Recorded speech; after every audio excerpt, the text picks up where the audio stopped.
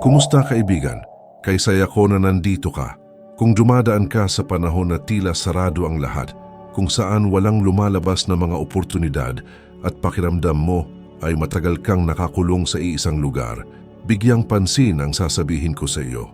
Maaaring hindi mo ito namamalayan, ngunit magbubukas ang Diyos ng isang pinto sa iyong buhay. Hindi basta-basta pinto, kundi isa na magdadala sa iyo sa isang bagong yugto ng kasaganaan. At ngayon, mauunawaan mo kung paano makilala ang pintong ito at kung ano ang gagawin kapag ito ay bumukas sa harap mo. Naranasan mo na bang maramdaman na parang kumakatok ka sa mga pintong ayaw magbukas? Sinubukan mo na ba ang lahat? Nanalangin, nagsikap, ngunit tila ba bawat landas na iyong pinipili ay nakakandado? Marahil ay lumilingon ka sa paligid at nakikita ang ibang mga taong umuunlad, sumusulong, habang ikaw ay nananatili sa parehong lugar. At sa kaibuturan mo, nagsisimula kang magtaka, nakalimutan na ba ako ng Diyos? May nagawa ba akong mali? Bakit tila lahat ay sumusulong maliban sa akin? Naiintindihan ko ang sakit na iyon. Naiintindihan ko ang pagod ng paggising araw-araw at pakiramdam na walang nagbabago. Nagtatrabaho ka, iniaalay mo ang iyong sarili, inaalagaan mo ang iyong pamilya, ginagawa mo ang iyong makakaya. Ngunit ang pakiramdam ay palagi kang naghahabol ng isang bagay, ngunit hindi mo ito nakakamit. Patuloy na dumarating ang mga bayarin, hindi nababawasan ang mga utang, at ang kapayapaang pinansyal na iyong inaasam ay tila lalong lumalayo sa bawat araw. Pero kapatid, kailangan kong sabihin sa iyo ang isang makapangyarihang katotohanan na nakasulat sa salita ng Diyos. Kapag tila sarado ang lahat ng pinto sa paligid mo, iyon ay dahil magbubukas ang Diyos ng isang pinto na hindi kayang isara ng sinumang tao. Ang isang pinto na hindi umaasa sa ekonomiya, hindi umaasa sa kung sino ang kilala mo, hindi umaasa sa iyong swerte. Ito ay nakasalalay lamang sa kanyang kalooban, nasusulat sa Pahayag, Kabanata 3, Talata 8. Tingnan mo, inilagay ko sa harap mo ang isang bukas na pinto na walang makakapagsara. Nauunawaan mo ba ang lalim nito? Hindi naghihintay ang Diyos na magbago ang mga pangyayari. Hindi siya naghihintay na magkaroon ka ng mas maraming pera, mas maraming kasanayan, o mas maraming koneksyon. Naglagay na siya ng pinto sa harap mo. At kapag binuksan ng Diyos, walang makakapagsara. Ang problema ay hindi ang kawalan ng mga pinto. Ang problema ay madalas tayong nakatutok sa mga pintong nagsara na kaya't hindi natin nakikita ang pintong binubuksan ng Diyos sa ating harapan. Nanatili tayong nakakulong sa nakaraan, sa mga pagkakataong pinalampas natin, sa mga pagkakamaling nagawa natin. At habang tayo ay lumilingon, ang pinto patungo sa kasaganaan ay naroon mismo. Naghihintay sa atin na magkaroon ng lakas ng loob na tahakin ito. Ngayon, matututunan mong matukoy kung kailan binubuksan ng Diyos ang isang pinto sa iyong buhay. Mauunawaan mo ang mga palatandaang ibinibigay niya sa iyo, ang mga paghahandang ginagawa niya bago ka dalhin sa isang bagong antas.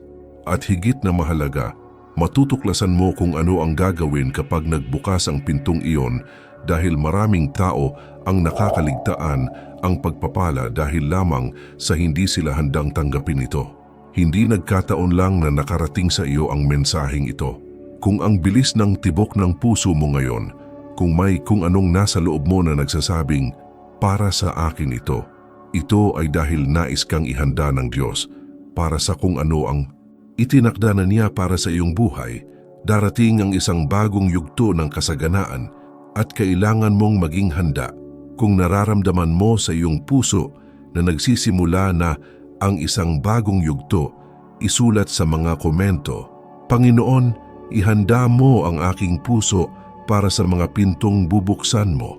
Ang deklarasyong ito ay hindi lamang isang parirala. Ito ay isang tipan ng pananampalataya. At narito ako upang ipagdasal ang bawat isa sa inyo na nagpapahayag nito. Dahil kapag nagsimulang kumilos ang Diyos, inihahanda muna niya ang puso. At ang iyong puso ay inihahanda na ngayon. Ngayon, hayaan ninyong ibunyag ko ang isang bagay na magpapabago sa pananaw ninyo sa mga panahon ng paghihintay sa inyong buhay.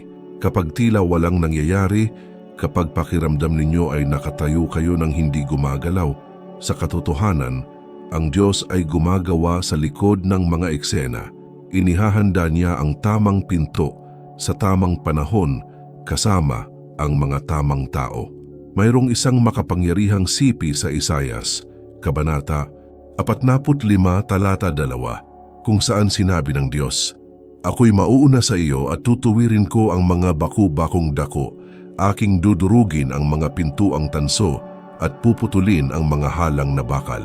Nauunawaan mo ba ang ibig sabihin nito? Habang ikaw ay nananalangin, habang ikaw ay naghihintay, ang Diyos ay nauuna na. Sinisira ang mga hadlang na hahadlang sa iyo sa pagpasok sa iyong bagong yugto.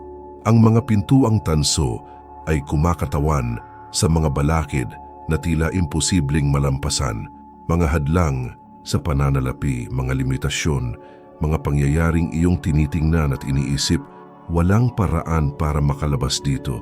Ngunit sabi ng Diyos, babaliin ko ito para sa iyo. Ang mga bakal na kandado ay ang malalalim na kandado, ang mga baradong nagmumula sa mga henerasyon, ang kaisipan ng kakapusan na ipinamana mula sa Ama patungo sa Anak, at ipinangako ng Diyos na wawakasan ito. Ang pintong bubuksan ng Diyos para sa iyo ay hindi isang ordinaryong pinto. Hindi ito pinipilit mo, minamanipula mo, o nakakamit mo sa pamamagitan ng mga pakana. Ito ay isang supernatural na pinto. Isang pagkakataon na magmumula lamang sa Diyos. Isang landas na hindi mo kailanman inakala. At alam mo ba kung ano ang mas hindi ka paniwala? Kapag binuksan ng Diyos ang isang pinto, hindi niya basta binubuksan ang pinto. Inihahanda niya ang lahat ng nasa kabilang panig. Naibigay na niya ang mga mapagkukunan, naihanay na niya ang mga tao, naihanda na niya ang mga kondisyon para sa iyo upang umunlad. Hindi ka papasok sa isang pintong binuksan ng Diyos at makakatagpo ng mas maraming paghihirap. Makakatagpo ka ng kasaganaan, paglalaan, paglago. Pero kapatid, kailangan kong maging tapat sa iyo. Ang pagkakaroon ng pintong binuksan ng Diyos ay nangangailangan ng isang bagay mula sa iyo. Ang lakas ng loob na dumaan dito. Maraming tao ang nagdarasal para sa mga bukas na pinto. Ngunit kapag bumukas ang pinto, sila ay naparalisa ng takot. Takot na mabigo, takot na hindi maging kaya, takot na hindi talaga ito galing sa Diyos. At kaya ka narito ngayon dahil nais ng Diyos na palakasin ang iyong pananampalataya. Nais niyang alisin ang iyong takot at palitan ito ng tiwala. Nais niyang huwag kang magatubiling magbukas ang pinto. Kailangan mong maging handa sa espiritual, emosyonal at mental na paraan upang matanggap ang itinakda na ng Diyos. Ang bagong yugto ng kasaganaan na darating sa iyong buhay ay hindi lamang tungkol sa pera. Ito ay tungkol sa kapayapaan ng isip, tungkol sa isang malinaw na layunin, tungkol sa pamumuhay ng may dignidad, nang walang patuloy na pag-aalala na paano ko babayaran ito. Ito ay tungkol sa pagtulog ng mapayapa. Alam na ang Diyos ang may kontrol. Ito ay tungkol sa pagkakaroon ng sapat hindi lamang para sa iyong sarili, kundi upang pagpalain ang iba sa iyong paligid. Ngayon ay natanggap mo na ang pahayag. Binubuksan ng Diyos ang isang pinto para sa iyo. Ngunit hindi sapat ang malaman lamang ito. Kailangan mong matutunang kilalanin ang pintong iyon kapag lumitaw ito. Kailangan mong malaman kung paano iposisyon ang iyong sarili, kung paano kumilos, kung paano lumakad sa tamang direksyon, at iyan mismo ang ating matutuklasan ng sama-sama sa susunod na mga minuto, dahil ang kaalamang walang aplikasyon ay walang binabago.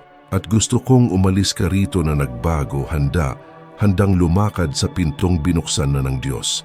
Bago tayo magpatuloy, kailangan kong ikwento sa inyo ang isang taong nakaranas ng eksaktong pinag-uusapan natin dito. Ipapakita sa inyo ng kwentong ito kung paano kumikilos ang Diyos sa mga paraang hindi natin inaasahan. May isang babaeng nagngangalang Sofia mula sa Maynila na naging kasambahay sa loob ng 15 taon. Gumigising siya ng alas 4 ng umaga araw-araw, sumasakay ng 3 magkakaibang paraan ng transportasyon papunta sa bahay na kanyang pinagtatrabahuhan at umuuwi lamang sa gabi, pagod na pagod. Halos hindi natutugunan ng kanyang sweldo ang kanyang mga pangunahing pangangailangan. Mayroon siyang 2 anak na nag-aaral at buwan-buwan ay pare-pareho ang pinagdadaanan. Ang pagpili sa pagitan ng pagbabayad ng singil sa kuryente o pagbili ng gamot para sa kanyang matandang ina na nakatira sa kanya. Araw-araw na nananalangin si Sofia. Humingi siya sa Diyos ng pagkakataon, landas at pinto. Ngunit lumipas ang mga taon at walang nagbago. Nakita niya ang ibang mga tao na umuunlad, nagbubukas ng mga negosyo at lumalago sa pananalapi. At sa kaibuturan niya, nagsimula siyang maniwala na marahil ang kanyang buhay ay nakatadhana na maging ganito. Mahirap na trabaho ng walang pahinga, laging nasa bingit ng panganib. Isang araw, habang naglilinis ng bahay na kanyang pinagtatrabahuhan, narinig niya ang kanyang amo na may kausap sa telepono tungkol sa isang online na kurso sa pamamahala ng pananalapi. Tinatalakay ng kanyang amo kung paano siya natututong mag-organisa ng mga pamumuhunan at magpalago ng pera. Tahimik na nakatayo roon si Sofia, ngunit may kung anong gumalaw sa kanyang kalooban. Naisip niya, paano kung matutunan ko rin iyon? Nang gabing iyon, sa halip na matulog ng maaga gaya ng dati, nanatili si Sofia sa pagsisiyasat. Natuklasan niya na may mga libreng kurso tungkol sa pananalapi, sa maliliit na negosyo, kung paano makaahon sa utang, at sa unang pagkakataon sa loob ng maraming taon, nakaramdam siya ng kislap ng pag-asa. Nagsimula siyang mag-aral tuwing pahinga, tuwing Sabado at Linggo, sa anumang libreng minuto na mayroon siya. Natuto siya tungkol sa pagbabudget, tungkol sa pag-iipon ng maliliit na halaga, tungkol sa pag-iisip ng kasaganaan, at ginamit niya ang lahat ng kanyang natutunan, gaano man kaliit. Tumigil siya sa paggastos sa mga hindi kinakailangang bagay at nagsimulang magtabi kahit 10 piso lang kada linggo. Tila katawa-tawa, ngunit ginawa niya ito ng may pananampalataya.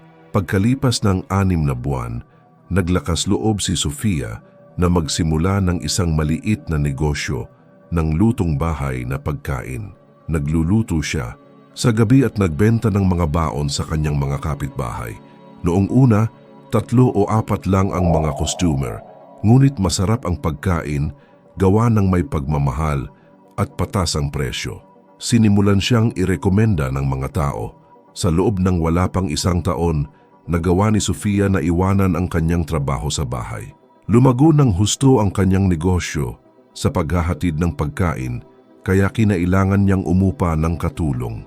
Ngayon, mayroon na siyang sariling maliit na kusina, may 2 empleyado at kumikita ng 3 beses na mas malaki kaysa dati. Ngunit ang pinakamahalaga, mahimbing siyang natutulog.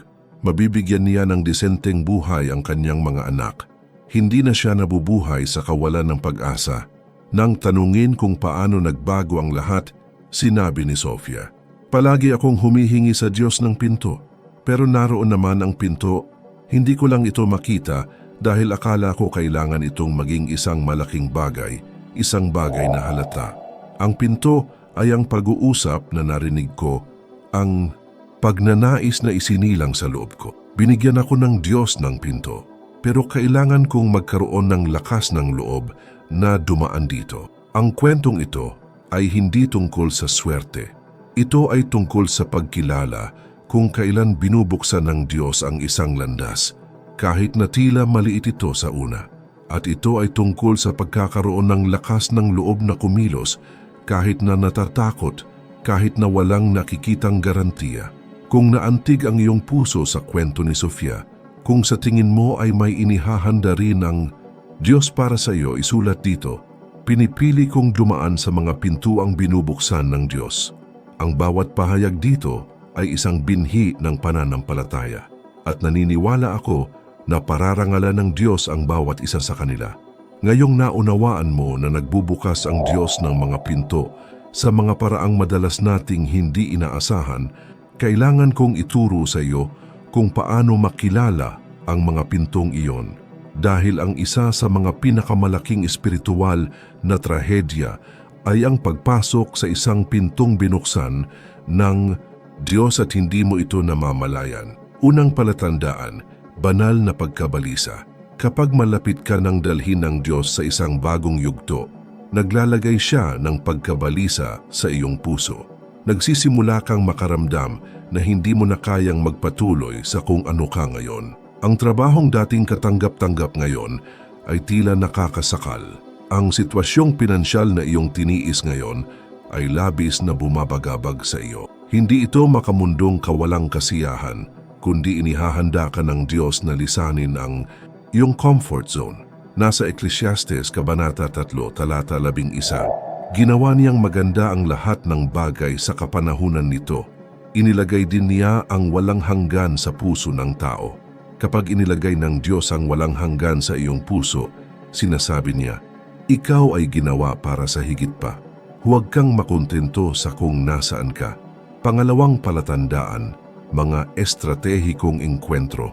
Naglalagay ang Diyos ng mga tao sa iyong landas na magsasabi ng eksaktong kailangan mong marinig. Maaring ito ay isang kaswal na pag-uusap. Maaring ito ay payo mula sa isang taong hindi mo pa gaanong kilala. Ngunit ang mga salitang iyon ay tumatatak sa iyong kalooban na parang direktang nagsasalita ang Diyos. Huwag baliwalain ang mga sandaling ito. Bahagi ang mga ito ng banal na patnubay. Pangatlong senyales, mga oportunidad na tila napakaliit. Maraming tao ang napapalampas ang mga biyaya dahil umaasa sila ng isang bagay na malaki. Gusto nila ng imbitasyon sa isang trabahong doble ang sweldo, isang mamumuhunan na bigla na lang lilitaw na may dalang pera. Ngunit ang Diyos ay karaniwang nagsisimula sa maliit upang subukin ang ating katapatan.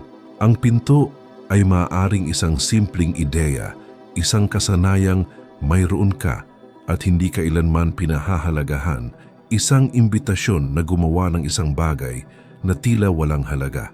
Huwag hamakin ang maliliit na simula. Sa Zacarias Kabanata 4, versikulo 10, nakasulat, sino ang humahamak sa araw ng maliliit na bagay? Sinasabi ng Diyos, nagsisimula ako sa maliit, ngunit palalaguin ko ito.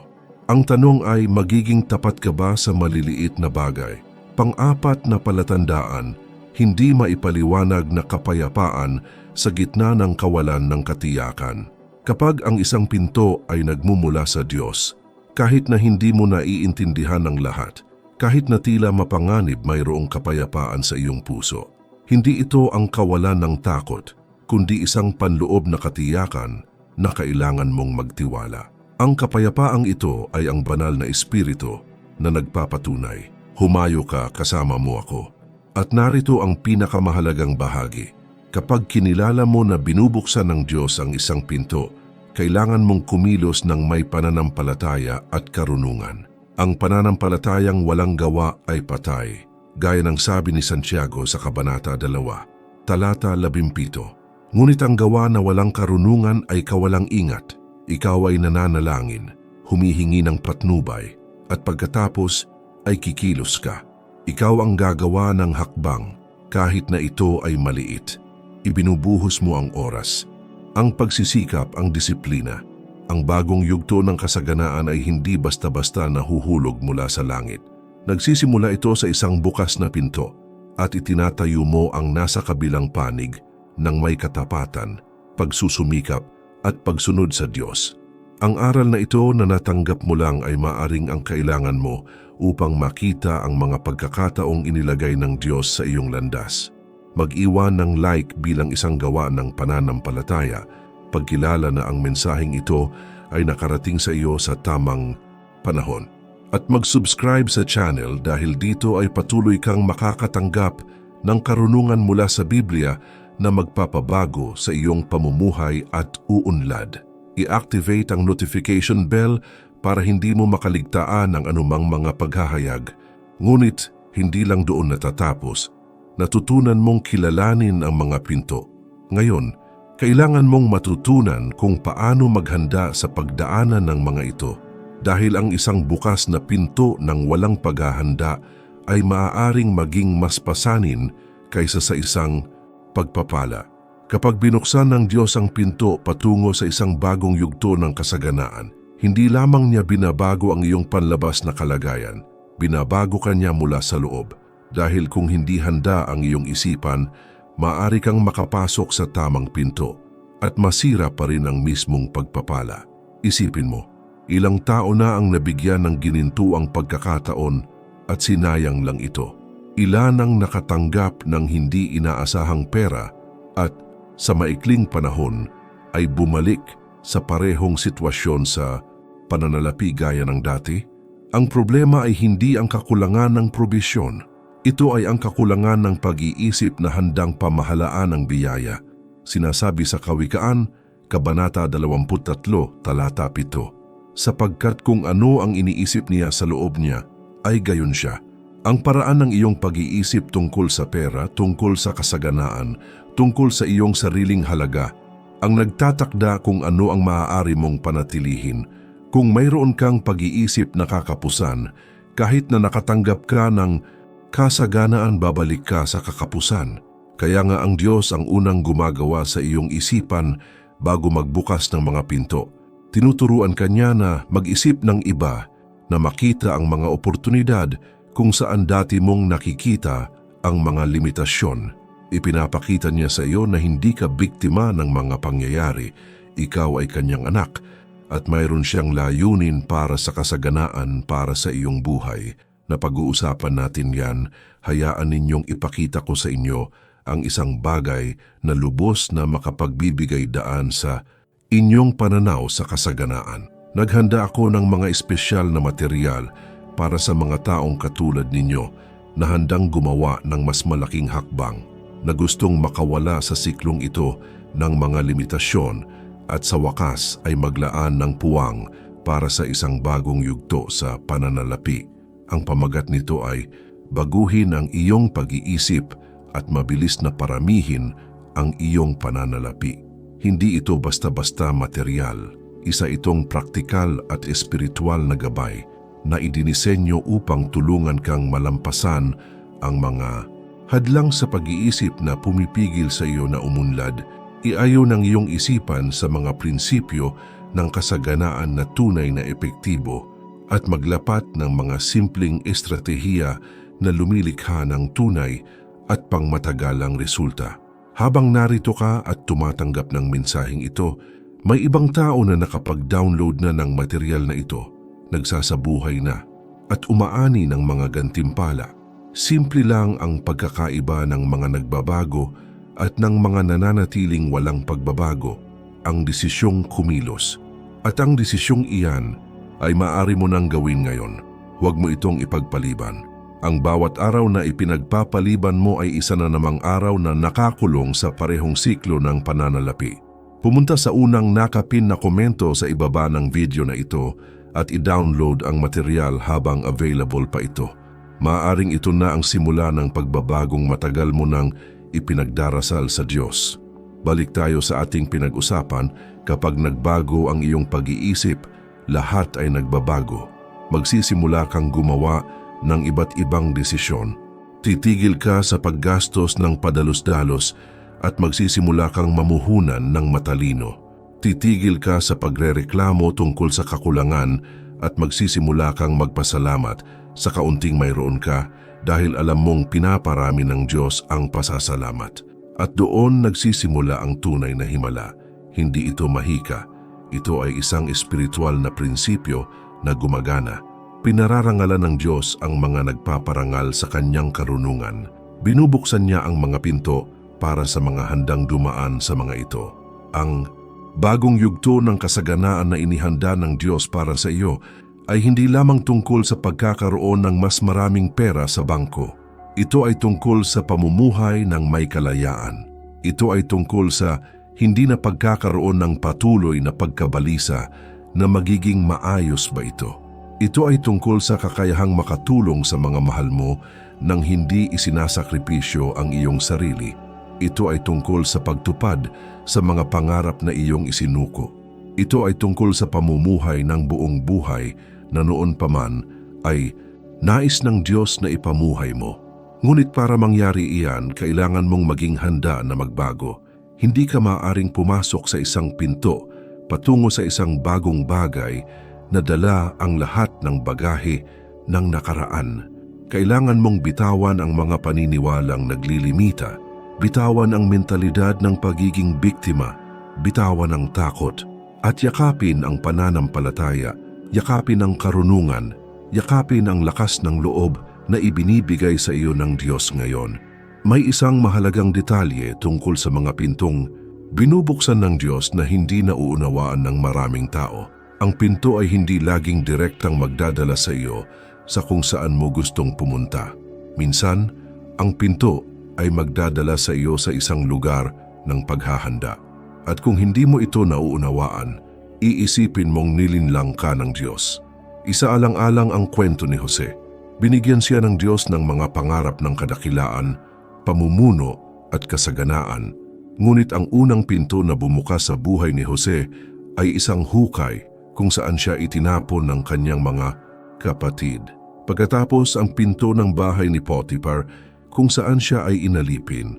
Pagkatapos ang pinto ng bilangguan kung saan siya ay di makatarungang inakusahan. Ang bawat pinto ay tila isang hakbang paatras. Ngunit inihahanda ng Diyos si Jose para sa huling pinto, ang palasyo ng paraon. Kung sumuko si Jose sa alinman sa mga mahihirap na balakid na iyon, hindi niya kailanman naabot ang kanyang layunin. Hindi niya kailanman nailigtas ang buong bansa mula sa taggutom. Hindi niya kailanman naranasan ang kasaganaan na itinakda ng Diyos para sa kanyang buhay. Kapatid, marahil ay nasa isang pintuan ka na ngayon na walang katuturan. Marahil ay gumawa ka na ng mga hakbang ng may pananampalataya at ang mga bagay ay mas mahirap kaysa dati. Marahil ay iniisip mo, nasaan ang kasaganaan na ipinangako ng Diyos? Ngunit sinasabi ko sa iyo, ikaw ay inihahanda. Ang pintuang ito na iyong dinaraanan ngayon ay hindi ang huling destinasyon. Ito ang landas patungo rito. Sa mga taga-Roma, Kabanata 8:28 nakasulat, ang lahat ng mga bagay ay nagkakalakip na gumagawa para sa ikabubuti ng mga nagmamahal sa Diyos. Maging ang mahihirap na pinto ay gumagawa para sa iyong pabor. Maging ang mga hamong kinakaharap mo ngayon ay humuhubog sa karakter na kakailanganin mo upang mapamahalaan ang kasaganaang darating. Dahil hindi ka bibigyan ng Diyos ng kayamanan nang hindi ka muna binibigyan ng kapanahunan. Hindi ka niya bibigyan ng kasaganaan nang hindi ka tinuturuan ng pagkabukas palad. Hindi ka niya bibigyan ng impluensya nang hindi ka tinuturuan ng kababaang loob. Bawat pinto ang iyong dinadaanan ay bumubuo sa iyo ng taong kailangan mo upang dalhin ang biyayang inihanda niya. At narito ang makapangyarihang katotohanan. Ang paglalakbay mismo ay bahagi na ng pagpapala. Ang paglago na iyong nararanasan habang tinatahak mo ang mahihirap na pinto, ang pananampalatayang iyong nabubuo kapag kailangan mong magtiwala nang hindi nakikita, ang lakas na iyong natutuklasan sa iyong sarili kapag sa tingin mo ay hindi mo na ito kaya, lahat ng ito ay banal na paghahanda. Ang bagong yugtong ito ng kasaganaan ay hindi lamang isang destinasyon. Ito ay isang ganap na pagbabago ng kung sino ka. Kapag sa wakas ay nakarating ka na roon, babalikan mo ang nakaraan at mauunawaan na ang bawat pinto, gaano man ito kakaiba noong panahong iyon, ay perpektong naaayon sa plano ng Diyos para sa iyong buhay. Kaya huwag kang sumuko ngayon. Huwag kang tumigil sa paglakad dahil mahirap ang kasalukuyang landas. Patuloy mo itong tahakin ng may pananampalataya. Patuloy kang magtiwala kahit hindi mo maintindihan dahil ginagabayan ka ng Diyos sa isang lugar na hindi mo pa maisip. At kapag nakarating ka na roon, magkakaroon ng katuturan ng buong paglalakbay. Kung ikaw ay dumaranas ng mahirap na panahon ngayon, ngunit pakiramdam mo ay inihahanda ka ng Diyos para sa isang bagay na mas dakila, isulat ito. Nagtitiwala ako sa proseso ng Diyos sa aking buhay. Ang pahayag na ito ay isang gawa ng pananampalataya, at ang pananampalataya ay nakapagpapagalaw ng mga bundok. Ipagdarasal ko ang lahat ng nagpapahayag nito. Kung ano ang sinimulan ng Diyos sa iyo, Siya ang tatapos. Ginagarantiyahan ito ng mga taga-Filipos, Kabanata 1, Talata 6. Hindi ka nag-iisa sa paglalakbay na ito. Ang Diyos ay kasama mo sa bawat pagliko, sa bawat hakbang ng daan. Ngayon, nais kong ituro sa inyo ang isa sa mga pinakamakapangyarihang sikreto tungkol sa mga pintong binuksan ng Diyos. Kapag binuksan niya ang isang pinto para sa inyo, hindi lamang niya ito basta bubuksan para sa inyo. Binubuksan niya ito upang kayo ay maging isang pagpapala sa iba. Ang kasaganaang dumarating sa inyong buhay ay may layuning higit pa sa inyong kaginhawahan. Nasa Genesis, Kabanata 12, Talata 2, nang magsalita ang Diyos kay Abraham, "Pagpapalain kita at gagawin kong dakila ang iyong pangalan at ikaw ay magiging isang pagpapala." Nakikita mo ba? Pagpapalain ka ng Diyos upang ikaw ay maging daluyan ng pagpapala. Ang kasaganaan na ibinibigay niya sa iyo ay hindi para sa iyo upang mag-ipon. Ito ay para sa iyo upang magparami. Kapag naunawaan mo ito, ang iyong relasyon sa pera ay lubos na magbabago. Titigil ka sa pagkapit dito dahil sa takot at magsisimula kang pamahalaan ito ng may layunin. Titigil ka sa pamumuhay para lamang sa iyong sarili at magsisimula kang makita kung paano makakaapekto ang iyong buhay sa iba. At kapag namumuhay ka ng ganito, mas magtitiwala sa iyo ang Diyos dahil alam niya na gagamitin mo ang pagpapala sa paraang kanyang pinlano. May mga taong nagrereklamo na hindi sila binubuksan ng Diyos ng mga pinto. Ngunit kung titingnan mo ang kanilang buhay, sila ay sarado ang isip, makasarili, at ang kanilang mga sarili lamang ang iniisip.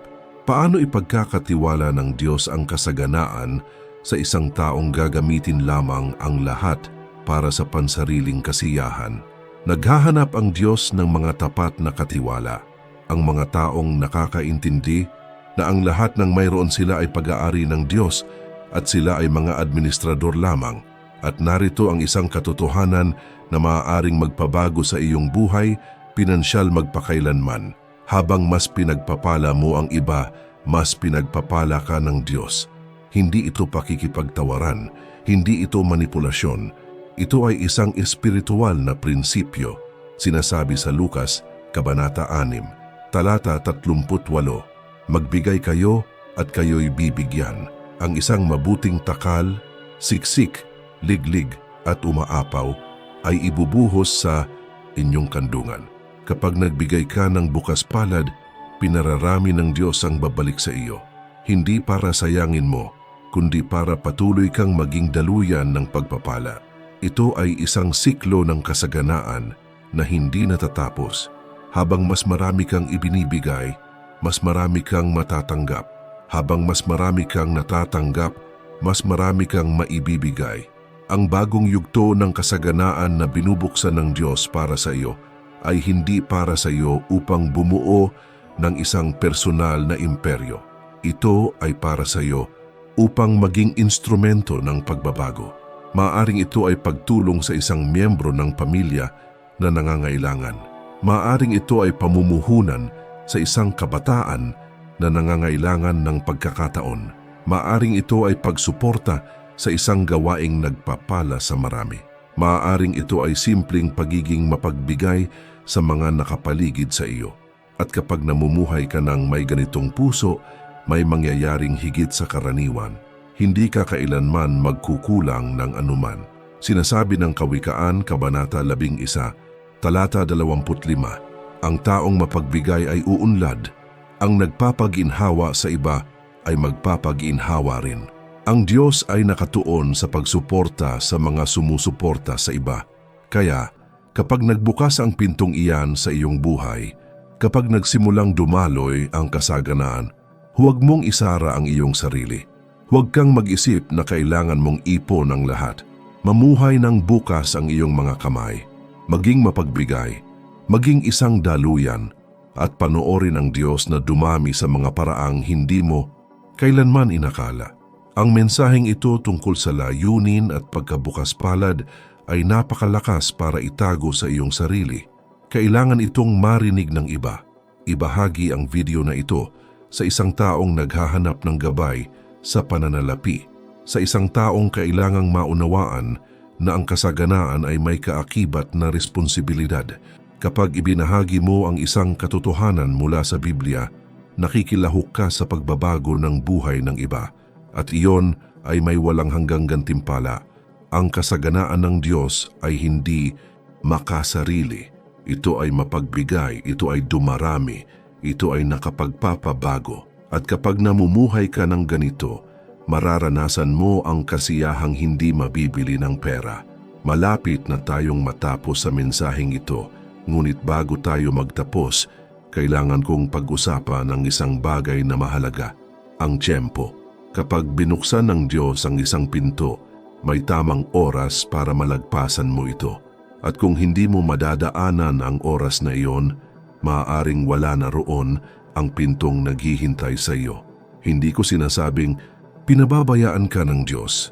Ngunit sinasabi ko na ang mga banal na pagkakataon ay may mga bintana ng pagkakataon. Sa Ecclesiastes, Kabanata 3, Talata 1, nakasulat, may panahon para sa lahat ng bagay at panahon para sa bawat gawain sa silong ng langit. May panahon para magtanim, may panahon para umani, may panahon para magtayo, may panahon para kumilos. Maraming tao ang naghihintay sa perpektong sandali. Gusto nilang makuha ang lahat ng sagot, lahat ng garantiya at walang panganib. Ngunit, hindi ganoon ang paggana ng pananampalataya. Ang pananampalataya ay ang paghakbang kahit hindi nakakakita ng matibay na landas. Ito ay ang pagpasok sa pinto kahit na natatakot ka. Ito ay ang pagsunod sa Diyos kahit na sinasabi sa iyo ng luhi ka ng tao na maghintay pa. Isipin si Noe. Inutusan siya ng Diyos na gumawa ng arka kahit hindi pa umuulan. Maaari sana siyang maghintay hanggang sa maramdaman niya ang mga unang patak, ngunit huli na ang lahat. Kumilos si Noe sa panahon ng Diyos, hindi sa panahon ng mga pangyayari. At iyon ang nagligtas sa kanyang buhay at sa buhay ng kanyang pamilya. Isipin si Pedro. Tinawag siya ni Jesus na lumakad sa ibabaw ng tubig. Maaari sanang nanatili si Pedro sa bangka upang pagpaplano kung paano ito gagawin, pag-aralan ng pisika ng gagawin, at maghintay ng karagdagang lakas ng loob. Ngunit bumabalang siya sa bangka, at hanggat nakatitig siya kay Jesus, nagawa niya ang imposible. Kapatid, ang pintong binuksan ng Diyos para sa iyo ay nangangailangan ng iyong kasagutan ngayon. Hindi bukas, hindi kapag handa ka na. Ngayon na, dahil ngayon ang tanging sandali na tunay mong mayroon ka. Ang bukas ay isang pangako, hindi isang garantiya. At alam kong nakakatakot ito. Alam kong tinitingnan mo ang iyong limitadong mga mapagkukunan at iniisip, paano ko ito gagawin? Ngunit tandaan ang sinabi ng Diyos kay Josue, Kabanata 1, versikulo 9, hindi ba't inutusan kita? Magpakalakas ka at magpakatapang. Huwag kang matakot, huwag kang panghinaan ng loob, sapagkat ang Panginoon mong Diyos ay sasa iyo saan ka man pumunta. Hindi mo ito hinihiling sa Diyos na gawin ito ng mag-isa. Sinasabi niya, sasamahan kita, ikaw ang maghakbang at ako ang maghahanda ng daan. Pumasok ka sa pinto at ako ang bahala sa lahat ng nasa kabilang panig. Ang bagong yugto ng kasaganaan ay hindi maghihintay ng walang katiyakan. Ito ay magagamit na ngayon. Ang tanong ay, kikilos ka ba? At isang mahalagang paalala, ang material na nabanggit ko dati, baguhin ang iyong pag-iisip at mabilis na paramihin ng iyong pananalapi, ay makikita pa rin sa unang nakapin na komento. Kung hindi mo pa ito nada-download, huwag palampasin. Ang kaalamang walang aplikasyon ay walang nababago. At ang material na ito ay nilikha upang tulungan kang maisagawa ang lahat ng ito. Sige at i-download na ito ngayon habang available pa ito. Ngayon na ang tamang panahon ng Diyos. Bukas na ang pinto at taglay mo na ang lahat ng kailangan mo para malagpasan ito. Pananampalataya, lakas ng loob at ang presensya ng Diyos na kasama mo. Huwag mong hayaang paralisahin ka ng takot. Huwag mong hayaang nakawin ng pagdududa ang iyong mga pagpapala. Kumilos, magtiwala, tumawid. Narating na natin ang dulo ng mensaheng ito, ngunit sa katotohanan ito pa lamang ang simula para sa iyo dahil lahat ng narinig mo rito ngayon ay hindi teorya. Hindi ito komplikadong teolohiya. Ito ay praktikal na paghahayag para sa iyong buhay. Binubuksan ng Diyos ang isang pinto para makapasok ka sa isang bagong yugto ng kasaganaan. At ngayon alam mo na kung paano makilala ang pintong iyon, kung paano maghanda upang tawirin ito, at kung paano mamuhay sa kabilang panig ng may layunin. Ang pinto ay maaaring isang ideya na isinilang sa iyong puso. Maaaring ito ay isang pagkakataon na nasa harap mo na ngunit hindi mo pa ito pinahahalagahan. Maaaring ito ay isang pag-uusap na kailangan mong gawin, isang hakbang na kailangan mong gawin, isang desisyon na kailangan mong gawin. Ngunit anuman ito, ang pintong iyon ay inilagay doon ng Diyos at hinihintay kanyang dumaan dito. Hindi mahalaga kung gaano katagal ka nang naghihintay, hindi mahalaga kung ilang pinto na ang nagsara noon, hindi mahalaga kung ilang beses kang sumubok at nabigo. Ngayon ay isang bagong araw at sinasabi ng Diyos, may gagawin akong bago sa buhay mo. Narito, nangyayari na ito. Hindi ka na nakatali sa nakaraan, hindi ka na limitado ng mga pangyayari. Ikaw ay anak ng Diyos at mayroon siyang layunin ng kasaganaan para sa iyong buhay. Maniwala ka rito.